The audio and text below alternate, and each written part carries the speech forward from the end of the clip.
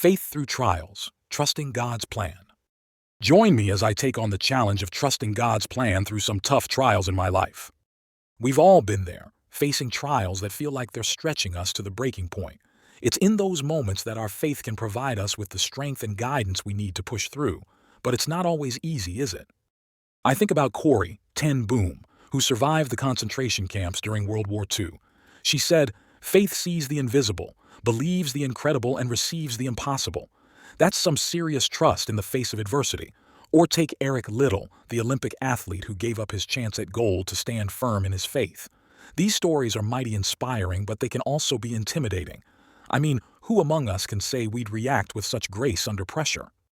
But then I think about my own life and the struggles I've faced, like the time I lost my job unexpectedly, or when my family went through a tough health crisis. Those were dark days, let me tell you. The uncertainty and fear can be overwhelming. It's in those moments that we have a choice to make.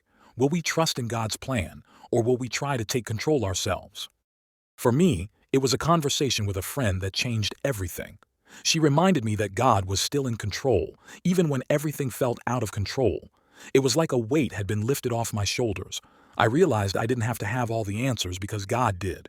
And in that moment, I chose to trust Him no matter what. Looking back, I can see how that one moment of decision changed the entire trajectory of my life. It wasn't easy, don't get me wrong. There were still plenty of tough days ahead.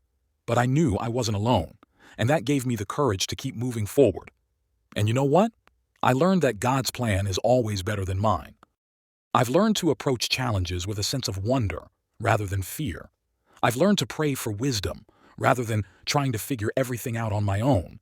And I've learned that God is always faithful, even when I'm not. So, what about you? What trials are you facing right now? I want to encourage you to take a step of faith, to trust in God's plan, even when it feels uncertain. You might be surprised at the strength and guidance you find.